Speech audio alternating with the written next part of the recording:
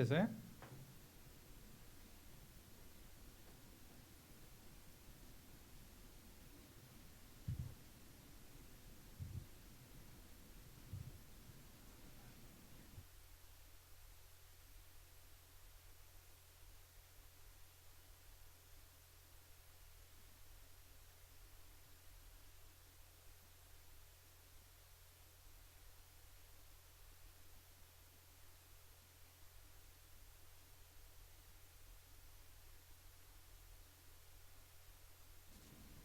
¿Qué tal, amigos televidentes? Muy buenas noches. Bienvenidos a este su programa de la barra de abogados Duralex Lex. Como siempre, agradeciendo el favorecimiento de su atención y hoy con una novedad. Hoy estamos transmitiendo en vivo desde www.radiomorelosonline.com. Invitamos a todos los cibernautas a escucharnos y vernos a través de la internet.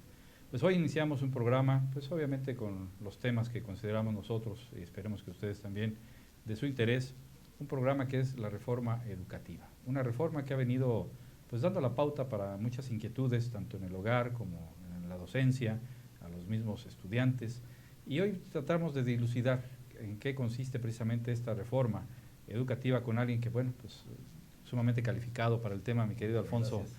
Julio Vique López, noche, a quien todos ustedes conocen, estoy cierto, director de la secundaria número 1 Froilán Parroquín, histórica en nuestro estado, Cuernavaca sobre todo, una escuela con mucho antecedente, con mucho potencial pues en la educación y en la formación de gente que ha contribuido y que va a seguir contribuyendo en beneficio del Estado. Alfonso, gracias por estar con nosotros el día de hoy. Muchas gracias. Y pues vamos entrándole de lleno al tema, un tema, como decimos, sumamente importante, trascendente, la reforma educativa, que tiene muchas vertientes, que tiene muchos bemoles, que tiene muchos aciertos, algunos consideran errores, pros, contras, en fin. Pero bueno, vamos a tratar de ir desmembrando un poquito. Tenemos en este programa 27 minutos, pero nos vamos a quedar con la gente de internet para que nos dé un poquito más de tiempo, pero sí me gustaría compactar estos primeros 27 minutos para que la gente en televisión de Cable Más nos haga favor de tener una idea, un panorama. Empezamos entonces con tu opinión en relación somera a lo que es esta reforma educativa. Muy buenas noches a usted, al auditorio. Una vez más, muchas gracias por esta invitación que mucho apreciamos. Una magnífica oportunidad para platicar un poco sobre el gran optimismo que atrae para el gremio educativo la reforma, porque sin duda es una gran oportunidad para demostrar nuevamente que en educación los maestros somos protagonistas de la transformación social. Una gran oportunidad para demostrar que en el aula se construye todo lo que vemos en las calles, lo que vemos en las grandes instituciones, en el servicio público, en la vida privada, y es una muy buena oportunidad de ratificarlo. Un servicio profesional docente es lo primero que se pugna a través de esta reforma educativa. Efectivamente, hay nuevas reglas para los maestros, para los trabajadores de la educación, hay un nuevo esquema propuesto sobre cómo debe hacerse educación en las escuelas, sobre los resultados que debemos entregar, se incorporan términos de calidad, de excelencia, que bien vale la pena estudiar para que lo que el padre de familia espera que se trabaje en el aula en beneficio de sus hijos sea la realidad tan ansiada. Y ahí vamos partiendo de la raíz de lo que yo consideraría el problema. Todos damos por cierto que en la escuela es donde nos van a educar. Y los padres dejamos a un lado nuestra responsabilidad y obligación de educar. Pretendemos que en la escuela se dé todo, que en la escuela nos formen, nos eduquen, nos hagan buenos ciudadanos. Cuando en la casa no asumimos la responsabilidad que es precisamente de educar. En mi concepto, la escuela forma, en la casa educamos. Si nosotros como padres de familia no somos lo suficientemente capaces de inculcar los valores, los principios, la ética, el respeto, la moral a nuestros hijos y pretendemos que en la escuela lo inculquen, ya estamos en un problema. Los maestros no pueden ser responsables de todo, como el gobierno tampoco puede ser responsable de todo. Aquí, en esta reforma educativa contempla ya algo, vislumbra una circunstancia en la cual en interactuación con los padres de familia se pueda dar una situación diferente o vamos a seguir. Para mí, el dicho famoso y coloquial, la educación se mama. Efectivamente, esta reforma educativa tiene su gran potencial en que rescata la necesidad de que el padre de familia acompañe el proceso escolar. Es una urgencia, es una demanda muy sentida, que el padre de familia no envíe a sus hijos a la escuela y los olvide hasta el fin de ciclo. La escuela hace un trabajo muy valioso, muy importante. Los maestros han hecho por años un trabajo fundamental que permite consolidar una sociedad de valores, una sociedad de trabajo, una sociedad de esfuerzo cotidiano, pero no lo podemos hacer solos. Los maestros efectivamente recibimos este invaluable material humano que son nuestros estudiantes con la certeza de que el padre de familia en el hogar está educando, allí está inculcando las bases, allí con amor, allí con cercanía con sus hijos, allí con comunicación permanente, está sembrando la semilla de lo que sin duda es un ciudadano positivo. Hoy el reto definitivamente es que el padre de familia nos acompañe en este esfuerzo. Y yo veo y percibo que los retos también estriban en función, digo como abogado lo refiero, en relación a estas reformas también constitucionales, en relación a los famosos derechos humanos. Hoy somos muy dados a pugnar por el derecho de los niños y las niñas, el respeto a sus derechos humanos, etcétera. En la casa no nos preocupamos mucho por formar, pretendemos que eduquen, pero cuando el maestro pretende educar, llegan los derechos de los menores, los derechos humanos, los derechos de las niñas y los niños, y los maestros se encuentran ya atados de manos. Si antes era, pues dable a lo mejor también pretender educar, porque sucedía, ¿no? A ver, pon los deditos al pizarrón, vámonos, digo el borrador, la regla. Hoy capaz que siquiera le alcemos la voz a un menor, porque los maestros están en menudo problema, y pretendemos abatir el bullying cuando en la casa lo practicamos, y pretendemos abatir los vicios cuando en la casa los fomentamos, y pretendemos que el maestro lo haga, pero no lo puede hacer porque entonces transgrede los derechos humanos de los menores. ¿Qué hacemos ahí, mi querido Alfonso? Efectivamente, no se pudo haber dicho mejor. ¿Qué hacemos? Ciertamente, el maestro tiene un enorme reto en este momento de la historia de la educación. Sin embargo, esta oportunidad la considero invaluable porque permite hacer una invitación a los padres de familia. Ciertamente, el respeto por los derechos humanos no se debe convertir en un muro infranqueable por el cual el maestro no pueda trabajar con este valioso material humano.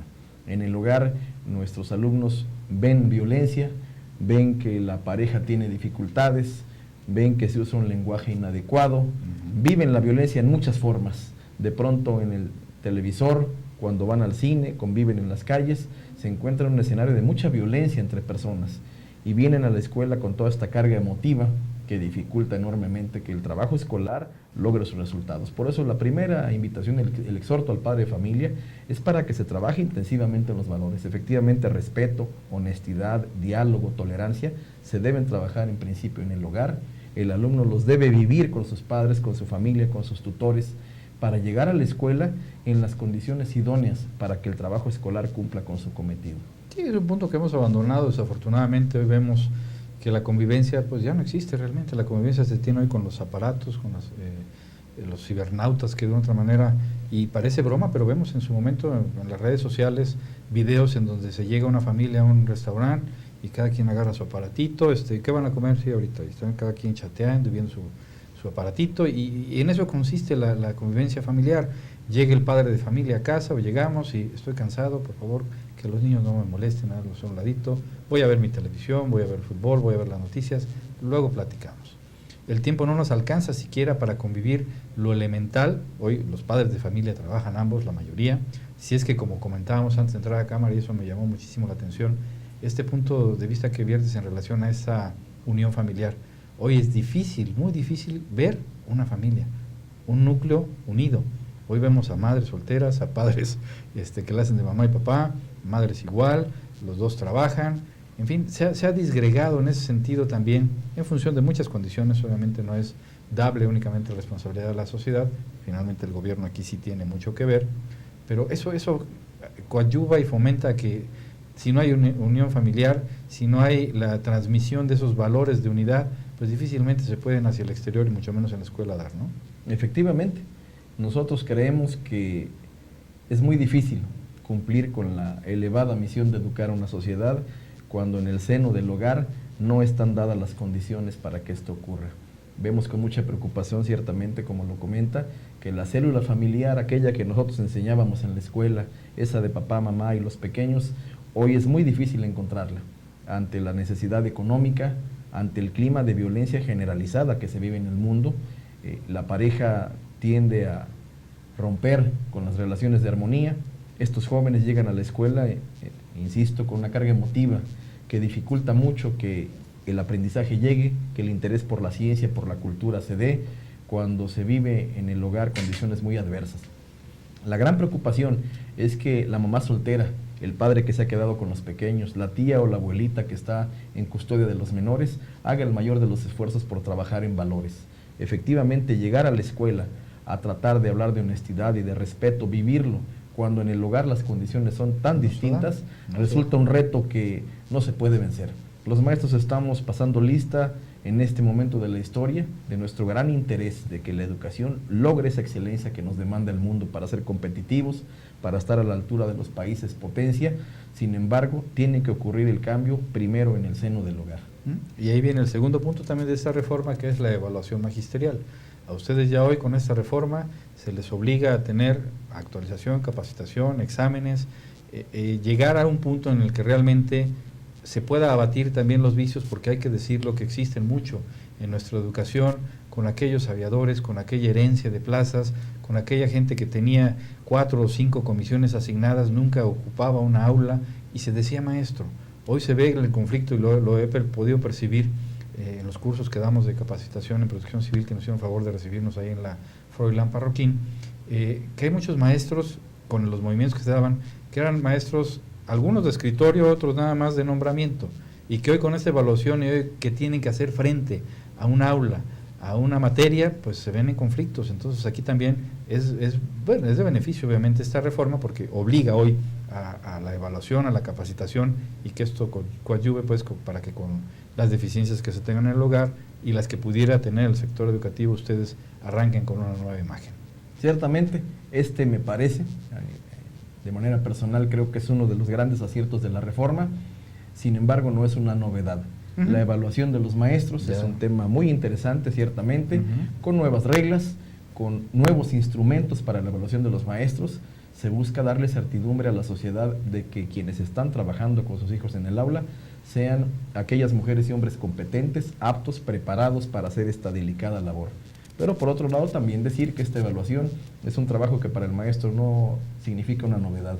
Toda la vida el maestro, con otros mecanismos, con otros instrumentos, ha presentado evaluaciones. Hoy nos parece muy bueno que se agregan nuevos instrumentos a la evaluación. La Ley General del Servicio Profesional Docente dará oportunidad y certidumbre a la sociedad de que en el aula estarán los maestros capacitados, aptos, preparados y con renovada vocación para hacer esta hermosa labor. En ello vale la pena mencionar, este próximo sábado, 12 de julio, estará presentándose por primera ocasión el examen de oposición para ingresar al servicio profesional docente. Aquellos maestros que buscan una plaza, ya no podremos regresar a aquellos tiempos en los que se hablaba de la herencia de una plaza, de que quien tenía influencia, quien conocía a alguien podía acceder al beneficio de una plaza de maestro. Hoy esta ley permite que quien busque un espacio en el sector educativo lo gane demostrando que tiene los conocimientos, y esto es positivo. Esto sin duda tendrá que repercutir en el corto plazo, en calidad en el aula, en certeza de que el maestro es el idóneo para estar trabajando en el salón de clases. Sí, es importantísimo, pues, independientemente, como decías, ya se daba, pero no se practicaba de una manera tan rigurosa como hoy se da, porque antes había excepciones, sí se practicaba, sí se daba en su oportunidad esta capacitación, sí se hacían los exámenes, sí, pero había quien en su momento quedaba exceptuado, a quien, como decías tú, por la influencia decían, pues tú no te preocupes, tú no vas, tú sí vas, tú continúa con tus comisiones donde estás, no te preocupes. Hoy por hoy ya es el rasero, ya no hay en su oportunidad este influyentismo que permeaba en el sector educativo, y esto obviamente preocupa porque, bueno, luego vienen, y hay que decirlo también, las representaciones sindicales. Ahí es donde las conquistas y los derechos laborales no van a ser pisoteados, y se confunde muchas veces esa lucha que, si bien es cierto, se ha ganado a través de los años, y dicho sea de paso, aquí me toca a mí alguna responsabilidad en relación a que muchos maestros no han querido entender que mi formación como abogado no me permite el violar la ley, el violar la Constitución. Tenemos amparos que en el Congreso nos impiden otorgar las famosas pensiones y jubilaciones. Yo he sido el único diputado que ha votado en contra que el Congreso conceda las pensiones y jubilaciones, no porque no se lo merezcan. Es una lucha, es una conquista de la lucha laboral en todos los ámbitos, en todos los sentidos. Aquel que ha trabajado y tiene derecho lo merece. Pero si la Federación nos ha dicho, ustedes Congreso no están facultados, ni son los competentes para determinar o dictaminar las pensiones y jubilaciones, sino el Instituto de Educación. Nos han echado abajo ya varios dictámenes y mis compañeros siguen votando. Yo quiero decirles a los maestros que no es nada, y perdón que aproveche esta situación, no es nada personal, es simplemente lo que la ley mandata y lo que como abogado debo de cumplir, porque juré cumplir y hacer cumplir la Constitución. Pero volvemos al tema, conquistas laborales, que de una u otra manera los sindicatos sí defienden y deben de hacerlo, obviamente férreamente todos aquellos derechos, pero sin confundir lo que representa esa enorme responsabilidad también de representar un gremio que tiene la enorme responsabilidad de formar a ciudadanos. Efectivamente, bueno, nadie mejor que un abogado, un conocedor del derecho, y hoy en una trascendente responsabilidad en el Congreso del Estado para entender la dinámica de lo que está ocurriendo, ¿no? Este nuevo marco legal es una oportunidad, sin duda, sí, constituye retos, desde luego, le dará certidumbre a la sociedad en el mediano plazo, sin duda. Estas reformas, vale la pena mencionarlo, no pueden dar resultados en unos días. No será el próximo ciclo escolar cuando el padre de familia perciba una gran transformación. El tiempo, el paso de un par de años, definitivamente nos va a dar lo que estamos esperando en las escuelas. Regresando a este importante tema del Sindicato de Trabajadores de la Educación, yo quiero a nivel personal reconocer lo que hoy sucede en el sindicato. Con una visión renovada, con un compromiso muy oxigenado, el Sindicato Nacional de Trabajadores de la Educación ha sido el primero, el abanderado, de que estos cambios caminan hacia adelante, van hacia adelante, en términos de que se reconoce y se respeta los derechos laborales de los compañeros maestros. Hay dos sindicatos, ¿no? Porque yo he visto la CEN, o sea, hay gente que no... Hay una expresión que disiente, ¿no? De ahí el nombre de disidentes, quienes no están totalmente de acuerdo con algunos de los temas, que es la CENTE, la Coordinadora Nacional de Trabajadores de la Educación, y el CENTE, el Sindicato Nacional de Trabajadores de la Educación, que nos representa y que ve con buenos ojos lo que paso a paso se está construyendo.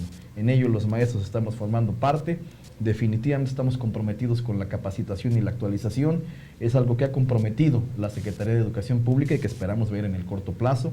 Estamos atentos del respeto a nuestros derechos, a las conquistas laborales. Hasta ahora vemos con buenos ojos que se han respetado, se nos ha dado información oportuna sobre el respeto a estas conquistas. La sociedad tiene mucho interés en saber si lo que recibimos, si lo que se nos paga, si los mal llamados bonos, compensaciones extraordinarias están justificados legalmente, y bueno, vale la pena mencionar que mucho de ello ha venido avanzando positivamente. El sindicato está muy atento del respeto a sus derechos laborales. En otro sentido, también está demandante, está muy activo en que la capacitación y la actualización llegue, en que en el mejoramiento de la infraestructura sea una realidad, en que este nuevo esquema que permitirá que tengamos acceso a una plaza o que tengamos la posibilidad de ir hacia adelante en el escalafón, también sea con honestidad, con transparencia, que accedan a plazas superiores quien se las ha ganado con el trabajo, quien ha hecho mérito con su preparación, quien entrega sobre todo resultados en el aula. De manera que, pues sí hay mucho que decir de lo bueno. Estamos esperando que algunos temas pendientes poco a poco vayan avanzando. También habría que decir a mis compañeros maestros, quienes tienen reservas en estos temas, que poco a poco habremos de ir viendo luz al final del túnel en algunos de los temas que todavía no operan. El marco legal que hoy se ha presentado de la Federación es enorme, cantidad de leyes, decretos, acuerdos que tienen que ver con cada uno de los temas sensibles del sector educativo, y poco a poco se habrán de ir instrumentando. Entonces, esta desconfianza que de pronto surge de la incertidumbre, creo que merece un poco de nuestra paciencia. Sí, y Morelos, digo, es algo que hay que reconocer tanto del sindicato como del gobierno. Pues hemos sido un gobierno en estos últimos meses, parte de lo que va de la administración, un ejemplo.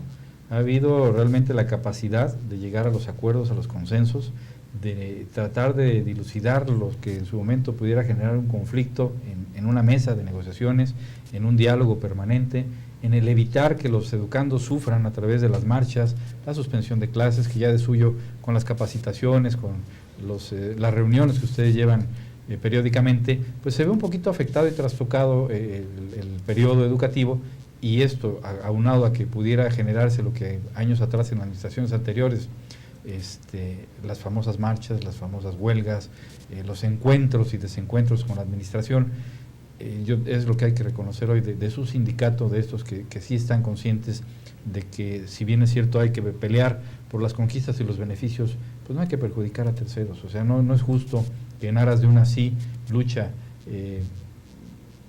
válida por los derechos se lleve en el camino a gente que, pues, desafortunadamente, sin tenerla ni de verla, como son los educandos, pues acaben pagando las consecuencias, ¿no? Por supuesto.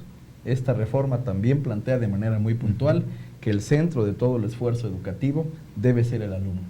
Por ello, hay cambios que ya el padre de familia ya conoce, como fue este calendario escolar extendido, que garantiza que sus hijos fueron atendidos todo un ciclo escolar que aún no termina. Vamos hasta el 16 de julio a concluirlo. Hoy los periodos de vacaciones, que eran antes hasta de 2 meses en el verano, se han reducido apenas a unos cuantos días. Esto es muy importante mencionarlo, porque ello impacta sin duda en beneficio directo de nuestros educandos.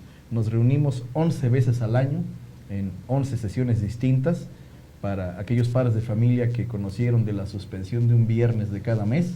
Nos reunimos en una sesión de consejo técnico, donde, a diferencia del pasado, en el que solo se ponía sobre la mesa las calificaciones de los alumnos, hoy se pone sobre la mesa lo que estamos dejando de hacer, lo que nos falta en el tema de capacitación y actualización, la problemática operativa de un plantel escolar y cómo ir adelante en ella.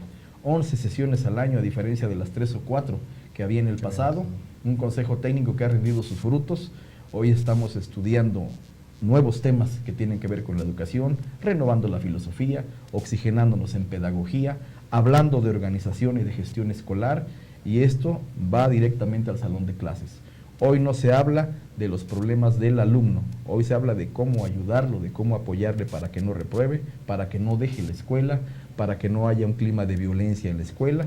Este tema tan sensible del bullying es un tema que a lo largo del año se habló al menos en 11 sesiones para buscar los mecanismos que nos ayuden a erradicar la violencia en la escuela. El acoso escolar, la violencia, el mal llamado bullying, tiene muchos nombres, pero al final este ambiente de violencia que finalmente desencadena más violencia, se tiene que acabar, y en ello pues el llamado sigue abierto a los padres de familia. Viene del hogar, sin duda. Y otro de los aspectos importantes es la cuestión de la salud. Finalmente, dije por ahí un compositor de aquí de nuestro estado, las letras no entran cuando se tiene hambre. Hoy, afortunadamente, ya entra en el esquema el sector salud. Hoy ya en las escuelas tratan de abatir esa circunstancia de las comidas chatarras, de los alimentos chatarras, de generar un ambiente sano, saludable, en el que el alumno pueda acceder a algún tipo de alimento, los famosos desayunos escolares que hace muchísimos años se tenían y se perdieron. Y hoy también se adopta dentro de esta reforma el vigilar esta situación en relación a la alimentación y la salud. Es otro de los logros importantes que destacar de la reforma. En las escuelas está prohibido vender alimentos que atentan contra la salud. La secundaria 1, la Froilán Parroquín, ha sido pionera en erradicar de su cooperativa escolar la venta de refrescos, de bebidas gaseosas. Ha sido pionera en erradicar la venta de alimentos altos en carbohidratos, irritantes. Los alumnos estaban acostumbrados a comer picante a las 8 de la mañana, y es algo en lo que se ha estado trabajando muy duro, porque es una cultura. Claro, finalmente, también proviene del seno del hogar. Lo que le enseñamos a nuestros hijos a comer, a tomar por las mañanas, a comer por las tardes, es lo que ellos quieren tomar y comer durante el día. Entonces es un tema muy importante en el que el llamado a la sociedad es el que hay que hacer, porque cambiar nuestra cultura alimentaria es muy importante. El alumno no puede aprender, no puede aprovechar la escuela si va lleno de bebida gaseosa y de unas papas picosas. Entonces sí es muy importante que en un esfuerzo especial de la familia, fruta, verdura, agua natural sea lo que se le proporciona a nuestros pequeños, y ciertamente hay golosinas naturales, de origen natural. Morelos tiene un gran potencial con nuestro amaranto, cacahuate, que puede, la versión de golosina como la palanqueta se puede dar a nuestros hijos amaranto, y cambiársela por los dulces, los caramelos que tanto daño hacen a los dientes, y en esta medida pues se transita hacia adelante. En ello, ir de la mano con los padres de familia. No es un llamado para que el padre de familia se haga cargo de todo. Claro. El llamado es a que trabajemos de la mano. Si nosotros trabajamos en valores, el lugar lo está haciendo. Si nosotros no les vendemos alimento chatarra, en el lugar no se les da. Si nosotros estamos hablando de respeto a la vida, de respeto a la diversidad, de respeto a los derechos fundamentales, en el hogar también se tiene que estar haciendo un esfuerzo similar. Por supuesto, imbuir en el ser humano, en el alumno, en los padres, que tenemos como humanos la capacidad de discernir, de aprender. Tengo por ahí un dicho que refiere que la vida es tan noble que nos da dos oportunidades: pagar por aprender o aprender sin tener que pagar por ello. Si somos capaces de ver en nuestro entorno, frente a nosotros, lo que nos daña, lo que nos perjudica, y sentirnos omnipotentes y decir, a mí no me va a pasar, le pasa a aquel porque aquel no sabe, porque aquel es tonto, porque, digo, si yo pongo la mano en la lumbre sé que me va a quemar, pero muchos somos muy dables a que tenemos que poner la mano, tenemos que quemarnos para saber que nos va a quemar. Si no tenemos la capacidad de saber que los dulces, que todo genera una situación de malestar a nuestros niños, a nuestros alumnos, que el día de mañana, cuántas cantidades de niños tenemos hoy obesos, diabéticos y demás, por esa falta de previsión, que si sabemos que al niño le hace daño el refresco, que si sabemos que le hace daño el dulce, y en la mañana amanece el niño con la paleta y con su Coca-Cola y con productos que, bueno, finalmente pues dañan a la salud. Mi querido Alfonso, vamos a despedirnos de la televisión, pero continuamos con Radio Morelos. Un saludo nada más de despedida a nuestro Muchas auditorio. gracias. Yo me quedo con esta reflexión que fuera de cámaras compartía Carlos de la Rosa y que me parece que centra todo el tema, ¿no? No se tiene que pagar por aprender. Podemos, con esta capacidad de discernir, entender que aquello que nos hace mal no tiene por qué ser probado por una tentación, no tiene por qué buscarse para ver qué pasa, si ya sabemos qué va a ocurrir, ¿no? Pagar por aprender o aprender sin tener que pagar por ello. Es así de sencillo, así de fácil, y si lo podemos captar, pues bueno, qué mejor que ello. Amigos televidentes, amigos de Cable Más, muchas gracias a ustedes, a nuestro patrocinador Ocra, que nos permite llegar cada viernes hacia sus hogares. Esperemos haya sido un programa de su interés. Hasta el próximo La Serie, mi querido Alfonso. Muchas gracias. Gracias, felicidades por esa enorme labor que haces en la secundaria Froilán Parroquín, histórica para nuestra ciudad y para nuestro estado. Esperemos que sea el primero y no el último que podamos tener. Muchas gracias, gracias aquí, auditorio. Muchas gracias. Pues gracias de nuevo, muy buenas noches, espero que tengan un excelente fin de semana. Nos vemos en el próximo La Serie. Hasta entonces, buenas noches.